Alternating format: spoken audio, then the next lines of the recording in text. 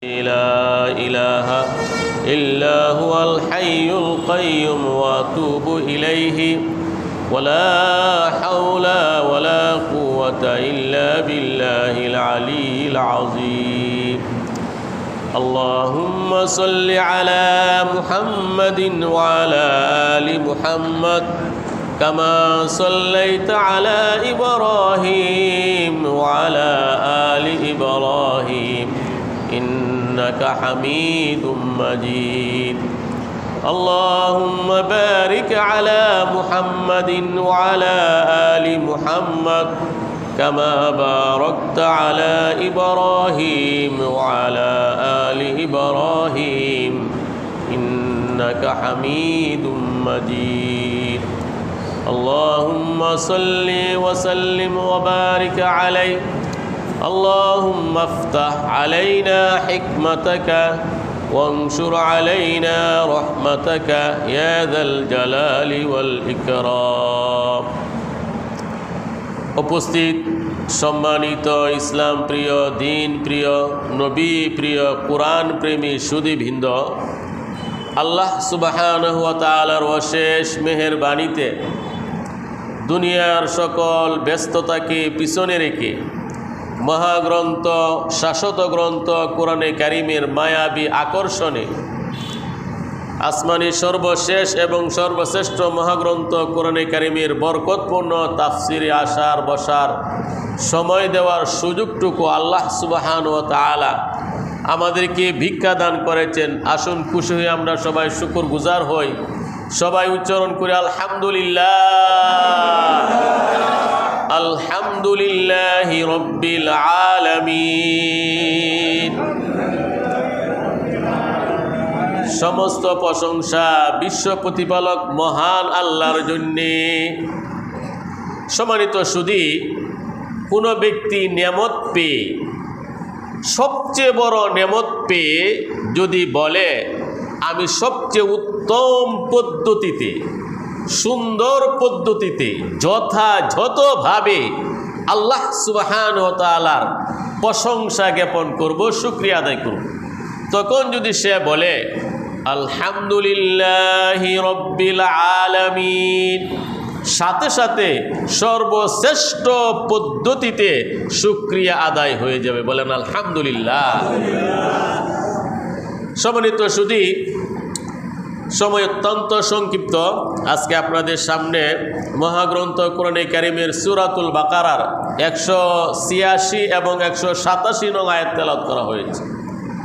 সূরাতুল বাকারার 186 এবং 187। আল্লাহ সুবহানাহু ওয়া তাআলা এই দুটি আয়াতে কারিমার মধ্যে মাহে রমাদানের বিধিবিধান এবং সাহরি ইফতারের সময়সূচি, মহিমান্বিত ইবাদত ইতিকাফের গুরুত্ব আলোচনা করেছেন। 186 নং আয়াতে আল্লাহ সুবহানাহু ওয়া তাআলা আল্লাহর কাছে মুনাজাত, দোয়া সম্পর্কে আল্লাহ তাআলা আলোচনা করেছেন। 186 নং আয়াতে শানে নুজুল, কিছু বেদুইন সাহাবী নবী করিম সাল্লাল্লাহু আলাইহি সাল্লামের কাছে আসলে সে বলল, ইয়া রাসূলুল্লাহ, আল্লাহ সুবহানাহু ওয়া তাআলা আমাদের কাছে থাকেন না অনেক দূরে থাকেন? আল্লাহ সুবহানাহু ওয়া তাআলা যদি আমাদের কাছে থাকেন, নিকটে থাকেন, আল্লাহ তাবারক ওয়া তাআলাকে আমরা আস্তে আস্তে ডাকবো, আল্লাহর কাছে মুনাজাত করার সময় আস্তে আস্তে আল্লাহকে ডাকবো, আল্লাহর কাছে দোয়া করব, মুনাজাত করব। আর যদি আল্লাহ সুবহানাহু ওয়া তাআলা অনেক দূরে থাকেন, চিৎকার করে উচ্চ আওয়াজে আল্লাহকে ডাকবো। বলেন সুবহানাল্লাহ। আর কিছু কিছু লোক নবীজিকে জিজ্ঞেস করলেন, ইয়া রাসূলুল্লাহ, আল্লাহ সুবহানাহু ওয়া তাআলা কোন টাইমে, কোন সময়ে বান্দার দোয়া কবুল করেন?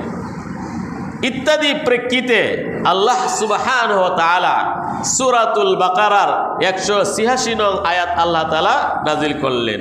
আল্লাহ তাআলা বলেন, আউযু বিল্লাহি মিনাশ শাইতানির রাজীম।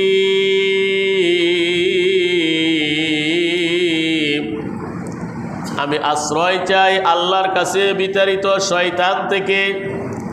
বিসমিল্লাহির রহমানির রহিম। শুরু করছি অত্যন্ত দয়ালু অতি মেহেরবান আল্লাহর নামের সাহায্য কামনা করে। وَإِذَا سَأَلَكَ عِبَادِي عَنِّي فَإِنِّي قَرِيبٌ। ইরশাদ হচ্ছে, হে নবী, আপনার কাছে যখন জিজ্ঞেস করে আমার বান্দারা আমি আল্লাহ সম্পর্কে, আমি আল্লাহ তাআলা কোথায় থাকি, নিকটে থাকি না দূরে থাকি, ফাইন্নী করিব, আমি আমার বান্দার একদম নিকটে থাকি। বলেন সুবহানাল্লাহ। উজিবু দাওয়াতাদ দাঈ ইযা দাআন। যখন আমার কাছে কেউ দোয়া করে, আহ্বান করে আমাকে, আমার কাছে মুনাজাত করে, আমি তার দোয়া কবুল করি। ফালইস্তাজিবু লি, তারা যেন আমার ডাকে সাড়া দেয়। ওয়াল ইউমিনু বি, আমার প্রতি পরিপূর্ণ ঈমান রাখে, বিশ্বাস রাখে। লাআল্লাহুম ইয়ারশুদুন, তাহলে নিশ্চিত তারা হেদায়েত প্রাপ্ত হবে, সঠিক পথ পাবে।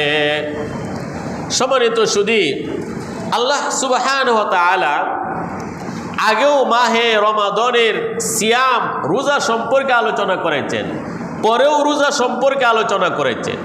মধ্যে আল্লাহ তাআলা দোয়া মুনাজাত সম্পর্কে আলোচনা শুরু করেছেন। তাফসীরের কিতাবে লিখেছেন আল্লাহ সুবহানাহু ওয়া তাআলা আগেও রোজার আলোচনা, পরেও রোজার আলোচনা, মধ্যে কেন দোয়ার কথা আনলেন? উদ্দেশ্য হলো এই মহিমান্বিত রমজান মাসে প্রচুর পরিমাণে আল্লাহ তাআলা দোয়া কবুল করেন। সুবহানাল্লাহ। বিশেষ করে একজন রোজাদারের দোয়া আল্লাহ তাআলা বিশেষভাবে রোজাদারের দোয়া কবুল করেন। সাহারির লাস্ট টাইম থেকে নিয়ে ইফতারের ফার্স্ট টাইম পর্যন্ত এই সময়ের মধ্যে সিয়াম সাধনারত অবস্থায়, রোজা পালন করা অবস্থায় কোনো বান্দা বান্দি আল্লাহর কাছে যদি দোয়া করেন, অবশ্যই আল্লাহ তাআলা দোয়া কবুল করেন। হাদিস শরীফে এসেছে ইফতারের পূর্ব মুহূর্তে বিশেষভাবে আল্লাহ তাআলা দোয়া কবুল করেন। তো রহস্য হলো 11 মাসে আল্লাহ সুবহানাহু ওয়া তাআলা যে পরিমাণ মানুষের দোয়া মুনাজাত প্রার্থনা কবুল করেন, তার চেয়ে হাজার কোটি গুণ বেশি দোয়া এবং মুনাজাত এই মহিমান্বিত রমজান মাসে আল্লাহ তাআলা দোয়া কবুল করেন। সুবহানাল্লাহ। এই মহিমান্বিত মাহে রমাদান রাত্র দিন 24টা ঘন্টায় আল্লাহর কাছে গুরুত্বপূর্ণ। যে কোনো মুহূর্তে যে কোনো বান্দা অন্তর থেকে যদি আল্লাহর কাছে দোয়া করে, আল্লাহ তাআলা অবশ্যই দোয়া কবুল করেন। সম্মানিত সুধী, আল্লাহ সুবহানাহু ওয়া তাআলা সূরাতুল মুমিন এর 60 নং আয়াতে বলেছেন, ওয়া ক্বালা রাব্বুকুম উদউনি আস্তাজিব লাকুম ইন্নাল্লাযীনা ইস্তাকবিরুনা আন ইবাদাতি সায়াদখুলুনা জাহান্নামা দাখিরিন। ইরশাদ হচ্ছে, তোমাদের প্রতিপালক বলেন আমি আল্লাহর কাছে তোমরা দোয়া করো, অবশ্যই আমি তোমাদের দোয়া মুনাজাত কবুল করব। সুবহানাল্লাহ। নিশ্চয় যারা অহংকার করে আমার দোয়া থেকে বিরত থাকে তারা লাঞ্ছিত হয়ে জাহান্নামে প্রবেশ করবে। নাউজুবিল্লাহ। তো আল্লাহ তাআলার কাছে দোয়া করাটা হলো ইবাদত। দোয়া হলো একটা বড় ইবাদত। নুমান ইবনে বাশীর রাদিয়াল্লাহু তাআলা কর্তৃক বর্ণিত, তিনি বলেন, আল্লাহ নবী বলেন, আদ-দুআউ হুয়াল ইবাদা, দোয়া হচ্ছে মূল ইবাদত। এরপর আল্লাহ নবী এই আয়াতটি তেলাওয়াত করলেন, ওয়া ক্বালা রাব্বুকুম উদউনি আস্তাজিব লাকুম। দোয়া একটা বিশেষ ইবাদত। দোয়ার মাধ্যমে আল্লাহ তাআলা খুশি হয়ে যান। সুবহানাল্লাহ। আল্লাহ তাআলা আমাদেরকে দোয়া করার জন্য আদেশ করেছেন। পক্ষান্তরে কেউ যদি দোয়া আল্লাহর কাছে না করে, আল্লাহ তাআলা তার প্রতি অসন্তুষ্ট, আল্লাহ তাআলা তার প্রতি রাগান্বিত। বলেন নাউজুবিল্লাহ। এই জন্যই আমরা প্রচুর পরিমাণে আল্লাহর কাছে দোয়া করব। আল্লাহ তাআলা সবার দোয়া কবুল করেন। শয়তানের দোয়া আল্লাহ তাআলা কবুল করেছেন, কবুল করেন। ফেরাউনের দোয়া আল্লাহ তাআলা কবুল করেছেন। এই পৃথিবীতে যারা আল্লাহকে মানে না তাদের দোয়া আল্লাহ তাআলা কবুল করেন, কারণ আল্লাহ তো হলেন সবার রব, সবার প্রতিপালক। বলেন সুবহানাল্লাহ। এই জন্যই পাপী তাপী সবার দোয়া আল্লাহ তাআলা কবুল করেন। কোরআনে আল্লাহ তাআলা বিভিন্নভাবে আলোচনা করেছেন। মক্কার মুশরিকদের আলোচনা করেছেন। মক্কার মুশরিকরা যখন নদী পথে যাত্রা করে ঝড় তুফান শুরু হয়ে যায়, বাঁচার কোনো উপায় থাকে না, মূর্তিগুলোকে তারা এক সাইডে রেখে আল্লাহর কাছে দোয়া করে।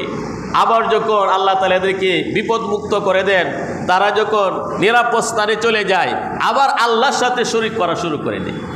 কিন্তু আল্লাহ তাআলা জানেন তারা শিরিক করবে, আমি আল্লাহর সাথে শরীক করবে। এরপরেও আল্লাহ সুবহানাহু ওয়া তাআলা মুশরিকদের দোয়া কবুল করেন। কেন? এটা হলো দোয়ার একটা সম্মান, দোয়ার একটা মান মর্যাদা। বলেন সুবহানাল্লাহ।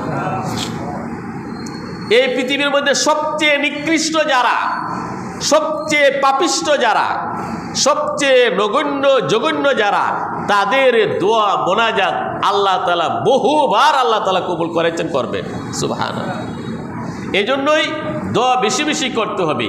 দোয়া তিনভাবে কবুল হয়। আপনি যে জিনিস আল্লাহর কাছে চেয়েছেন হয়তো তা পেয়ে গেছেন, ১ নম্বর। ২ নম্বর, আল্লাহ তাআলা পরকালে স্টক রাখবেন। ৩ নম্বর, আফত বিপদ বালা মুসিবত আপনার দূর করে দিবেন। সুবহানাল্লাহ।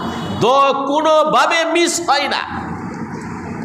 হাদিসের মধ্যে আসছে, হাসরের কঠিন ময়দানে বান্দা যখন দোয়ার মর্যাদা পুরস্কার পরকালে দেখবে, আল্লাহর কাছে তখন বলবে, আয় আল্লাহ, দুনিয়ার মধ্যে একটি দোয়া যদি আমার কবুল না হতো, আজকে কত বড় পুরস্কার আমি লাভ করতাম। তাহলে আমরা যে আল্লাহর কাছে দোয়া করি, কোনো দোয়া মিস যায় না, নিশ্চিত কবুল হয়। সময় অত্যন্ত সংক্ষিপ্ত। আপনি আল্লাহর কাছে দোয়া করেছেন, আয় আল্লাহ, আমাকে 50,000 টাকা দেন। কিন্তু আল্লাহ তাআলা 50,000 টাকা দিলেন না, আপনাকে আল্লাহ তাআলা জামাতে নামাজ পড়ার একটা সুযোগ করে দিলেন, তাহাজ্জুদ পড়ার সুযোগ করে দিলেন। উলামায়ে কেরাম বলেন আপনার দোয়া নিশ্চিত আল্লাহর কাছে কবুল হয়ে গেছে। এটাও একটা কবুলের মাধ্যম। তো বিভিন্ন পদ্ধতিতে আল্লাহ তাআলা দোয়া কবুল করেন। আল্লাহ তাআলা হাকিম, মহাপ্রজ্ঞাময়। আপনার জন্য কি প্রয়োজন, কখন প্রয়োজন, সময় স্থান কাল পাত্র ভেদে আপনার জন্য আল্লাহ তাআলা বরাদ্দ করেন। এই জন্য আমাদের উচিত হলো বেশি বেশি আল্লাহ তাআলার কাছে দোয়া করা। এই পৃথিবীতে সবচেয়ে বড় সুপার পাওয়ার, এই জিনিসটার নাম হলো দোয়া, আল্লাহর কাছে মুনাজাত করা। সম্মানিত সুধী, সময় অত্যন্ত সংক্ষিপ্ত। এরপরে আয়াতে আল্লাহ তাআলা 127 নং আয়াতে আল্লাহ তাআলা মাহে রমাজানের রোজা সম্পর্কে বলেছেন। আমরা যে সিয়াম সাধনা বর্তমানে করি, প্রাথমিক যুগে রোজার বিধান এমন ছিল না, একটু ব্যবধান ছিল। দ্বিতীয় হিজরিতে মাহে রমাজানের রোজা ফরজ হয়েছে। যখন এই মাহে রমাজানের রোজা ফরজ হয়, ইসলামের প্রাথমিক যুগে এই রোজার বিধান ছিল রাত্রের বেলা, মাহে রমাজানের রাত্রের বেলা স্ত্রী সহবাস নিষিদ্ধ ছিল। পুরা রমজান ব্যাপী রাত্রের বেলা স্ত্রী সম্মুখ যৌন চাহিদা স্ত্রীর সাথে করা নিষিদ্ধ ছিল। এমনকি ইসলামের প্রাথমিক যুগে ইফতার করার পরে কোনো ব্যক্তি যদি ঘুমিয়ে যেত, চোখে ঘুম চলে আসতো, তার জন্য খাবার দাবার, স্ত্রী সহবাস সব হারাম হয়ে যেত, সব নিষিদ্ধ হয়ে যেত। বলেন নাউজুবিল্লাহ। কত কঠিন বিধান ছিল। বুখারী শরীফের হাদিসে আসছে, নবীজির একজন প্রিয় সাহাবী ছিলেন কাইস ইবনে সিরমা আল আনসারী রাদিয়াল্লাহু তাআলা আনহু। কাইস ইবনে আস-সিরমা আল আনসারী রাদিয়াল্লাহু তাআলা। কাইস ইবনে সিরমা রাদিয়াল্লাহু তাআলা আনহু, তিনি একজন কৃষক ছিলেন। সারাটা দিন হাড় ভাঙা পরিশ্রম করলেন। সন্ধ্যাবেলা ইফতারের সময় বাড়িতে এসে তার বিবি সাহেবকে বললেন, ইফতারের সময় হয়েছে, ইফতার করার মতো, খাবারের মতো, মুখে দেওয়ার মতো কোনো কিছু কি ঘরে আছে? কাইস ইবনে সিরমা আল আনসারী রাদিয়াল্লাহু তাআলার স্ত্রী বললেন, না না না, ঘরে তো খাবারের মতো কিছুই নেই, এক ডুক পানিকে যে আপনাকে দিব এই পানিটা পর্যন্ত গড়ানি, একটু অপেক্ষা করেন, আমি প্রতিবেশীর বাসা থেকে খাবার সংগ্রহ করতে পারি কিনা একটু চেষ্টা করি। কাইস ইবনে সিরমা রাদিয়াল্লাহু তাআলা আনহু স্ত্রী চলে গেলেন প্রতিবেশীর বাসায় খাবারের সংগ্রহে। খাবার নিয়ে এসে দেখেন সারা দিনের ক্লান্তি পরিশ্রমের কারণে কাইস ইবনে সিরমা রাদিয়াল্লাহু তাআলা আনহু তিনি ঘুমিয়ে পড়লেন। স্ত্রী যখন দেখলেন স্বামী, প্রিয়তম স্বামী ইফতার না করে ক্লান্তির কারণে ঘুমিয়ে পড়লেন, সাথে সাথে স্ত্রী বললেন, খাইবাতাল লাক, আহ তুমি তো বঞ্চিত হয়ে গেলে, তুমি তো আর খাবার গ্রহণ করতে পারবে না। পরের দিন কাইস ইবনে সিরমা রাদিয়াল্লাহু তাআলা আনহু না খেয়ে, সাহরি না খেয়ে, খাবার না খেয়ে রোজা রাখলেন। দ্বিপ্রহরের সময় 12টা-1টার সময় বেহুশ হয়ে গেলেন, দুর্বল হয়ে। সাহাবায়ে কেরাম নবীজির কাছে বললেন, ইয়া রাসূলুল্লাহ, কাইস ইবনে সিরমা না খেয়ে রোজা রেখেছে, এই জন্য সে তো এখন বেহুশ হয়ে গেছে। আর কিছু কিছু সাহাবী রাত্রে ঘুমের ঘরে স্ত্রীদের সাথে সহবাসে লিপ্ত হয়ে গেলেন। এই বিষয়টিও নবীজির কাছে উপস্থাপন করা হলো।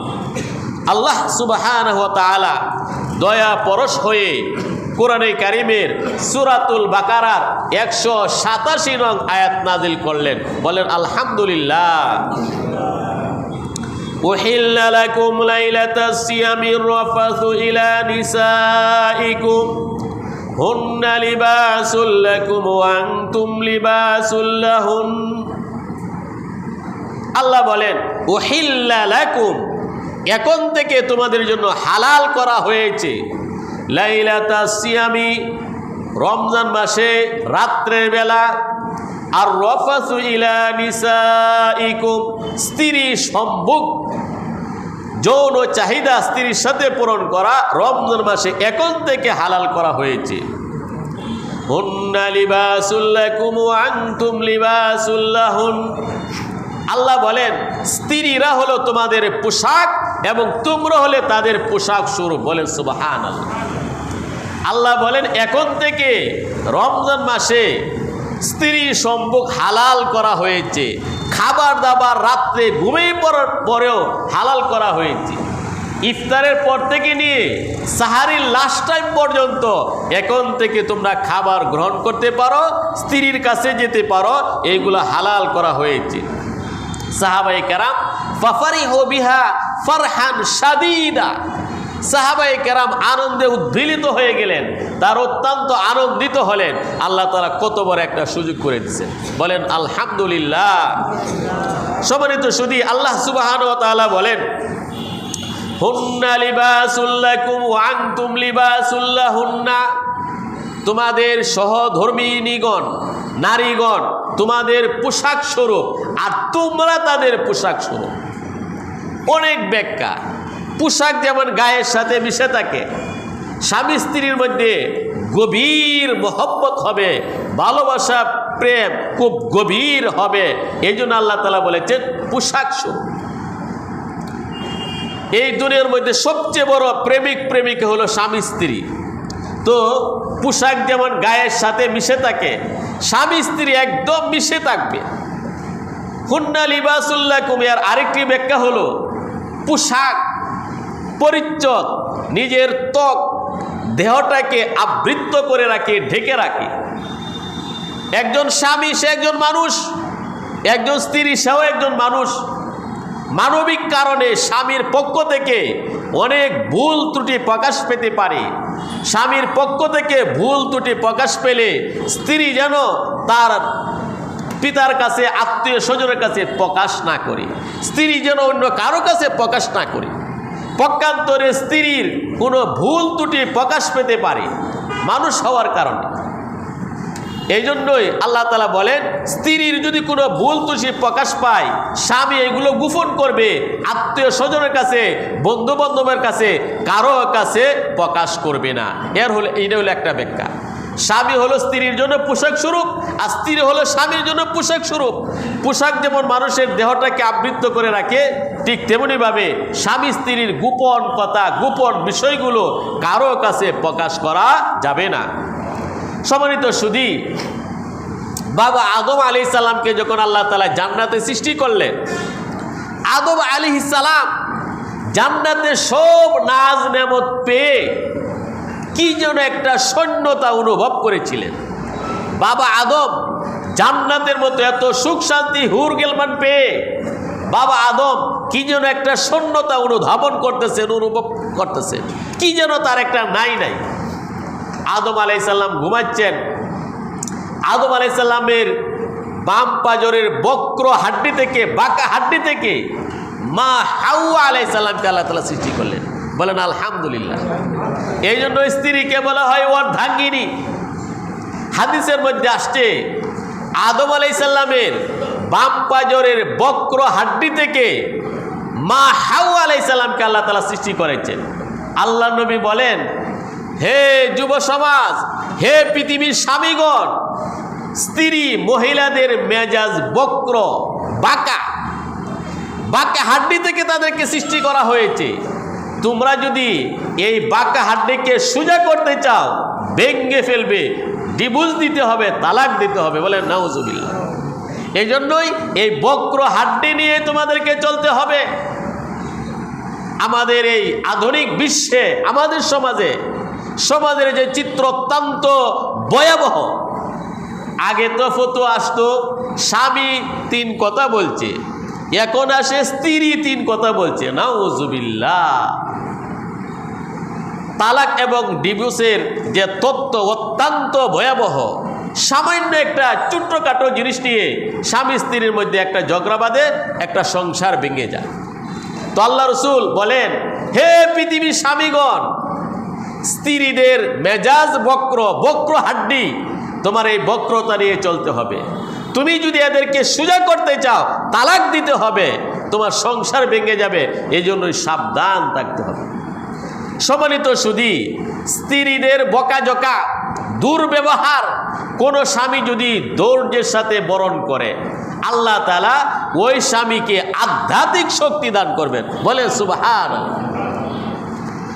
সময় অত্যন্ত সংক্ষিপ্ত, যাক, যেহেতু একদম ঠোঁটের কাছে কথাটা চলে আসলো। স্ত্রী দুর্ব্যবহার করে আর আপনি যদি ভালো ব্যবহার করেন, আল্লাহর ওলি হয়ে যাবেন আপনি। আবুল হাসান খেরখানি নামে একজন বুজুর্গ ছিল। আবুল হাসান খেরখানি একজন পীর সাহেব।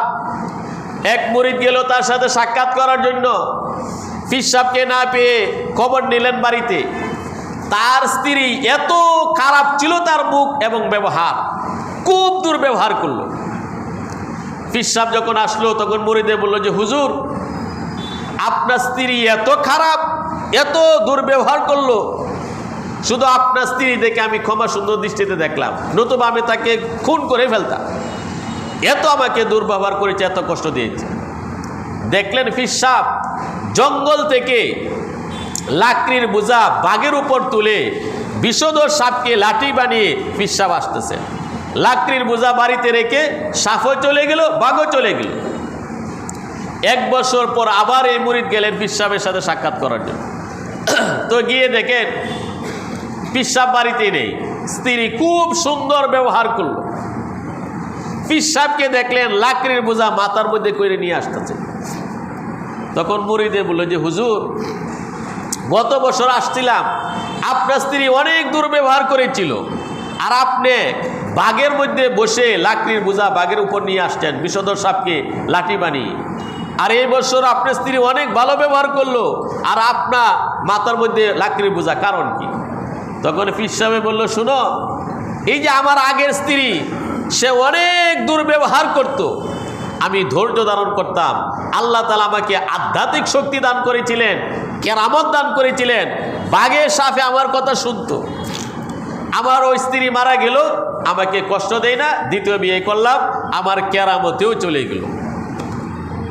এই জন্যই স্ত্রীদের দুর্ব্যবহার আমরা যদি ধৈর্য ধারণ করি, ইনশাল্লাহ সংসারটা সুখময় হবে এবং এর বিনিময়ে আধ্যাত্মিক শক্তি লাভ হবে, জান্নাত ইনশাল্লাহ নসিব হবে। আল্লাহ রসুল বলেছেন, বক্র হাড্ডি, মেজাজ খুব বক্র।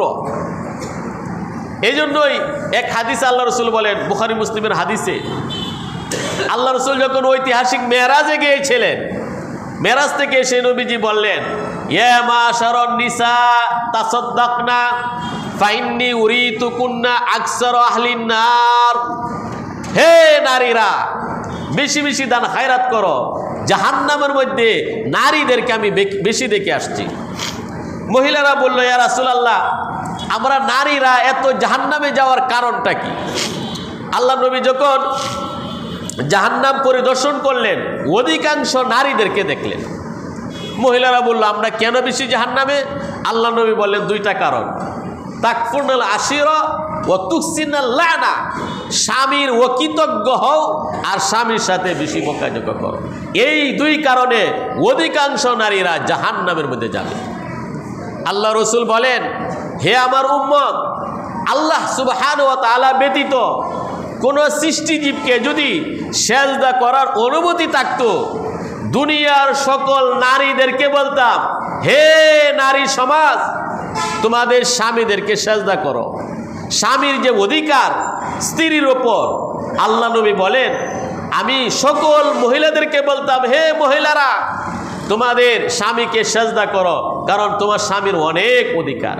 কিন্তু দুনিয়ার কোনো মানুষকে, কোনো বস্তুকে সেজদা করার অনুমতি নাই, এই জন্য আমি এই অনুমতি দেই নাই। সুবহানাল্লাহ। তাহলে স্বামীর কত বড় অধিকার! আসহাবুর রিজাল, সাহাবায়ে কেরামের জীবনী সেখানে লেখা আছে।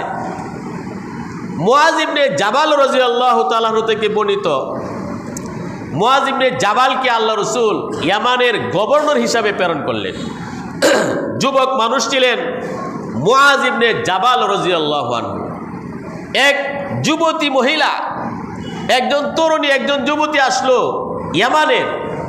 মুআজ ইবনে জাবালকে বলল, হে আল্লাহর নবীর সাহাবী মুআজ ইবনে জাবাল, স্বামীর কি অধিকার একটু আমার কাছে বলেন, যেহেতু আপনি নবীর সাহাবী। মুআজ ইবনে জাবাল বললেন, না না না, আমি বলবো না। বারবার ফিরাফিরি করার পরে বললে, শোনো হে যুবতী, স্বামীর এই পরিমাণ অধিকার, স্বামীর দেহে যদি কোনো বিস্ফোরা হয়, আর স্ত্রী যদি জিহ্বা দিয়ে চেটে চেটে তা পরিষ্কার করে, এরপরেও স্বামীর যে অধিকার আছে সে অধিকার আদায় হওয়ার মতো না। সুবহানাল্লাহ। এত বড় অধিকার স্বামীর স্ত্রীর উপর, স্বামীর অনেক বড় অধিকার স্ত্রীর উপর। মুসনাদে আহমদ হাদিসের কিতাবে আসছে, আল্লাহ নবী এক মহিলাকে বললেন, হে মহিলা, স্বামী হলো তোমার জন্য জান্নাত অথবা স্বামী হলো তোমার জন্য জাহান্নাম। স্বামীর সেবা যদি করতে পারো তুমি জান্নাতি, আর যদি স্বামী তোমার প্রতি অসন্তুষ্ট থাকে তুমি জাহান্নামী। হাদিসের মধ্যে আসছে, আইয়ুমা ইমরাতিন মাতাত ওয়া যাওজুহা আনহা রাজিন দাখালাতিল জান্নাহ। কোন মহিলা মারা গেল আর স্বামী তার প্রতি সন্তুষ্ট, আল্লাহ নবী বলেন এই মহিলা জান্নাতের যে কোনো দরজা দিয়ে জান্নাতে প্রবেশ করতে পারে। কোন স্ত্রী যদি স্বামীকে কষ্ট দেয়, তখন জান্নাতের হুরগল বলেন, হে মহিলা, জান্নাতের মেহমানকে তুমি কষ্ট দিও না। এই জন্য নারী সমাজ সাবধান থাকতে হবে। স্বামীকে স্বামী হিসাবে সম্মান এবং শ্রদ্ধা এবং মর্যাদা দিতে হবে।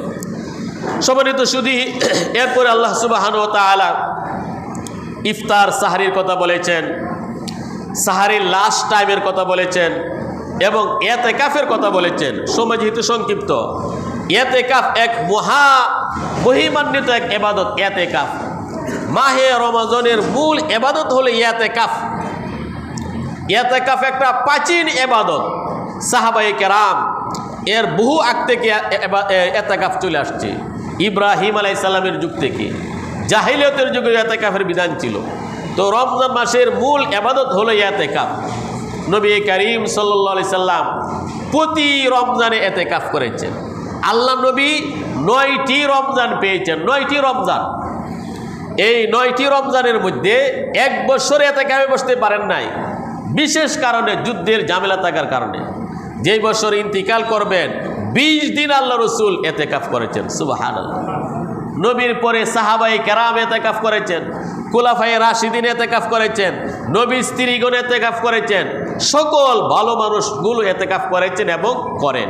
এই জন্য রমজানের বিশেষ আকর্ষণ, বড় একটা ইবাদত হলো রমজানের মসজিদের মধ্যে ইতিকাফ করা। আমরা যারা পারি 20 রমজানের সূর্যাস্তের পূর্বেই মসজিদে চলে আসবো, ইতিকাফ করব। আল্লাহ সুবহানাহু ওয়া তাআলা আমাদের সবাইকে আজকের এই সংক্ষিপ্ত আলোচনার উপর আমল করার তৌফিক দান করুন, আমিন। সুবহানাল্লাহি বিহামদিহি আশহাদু আল্লা ইলাহা ইল্লা আনতা আস্তাগফিরুকা ওয়া আতুবু ইলাইক।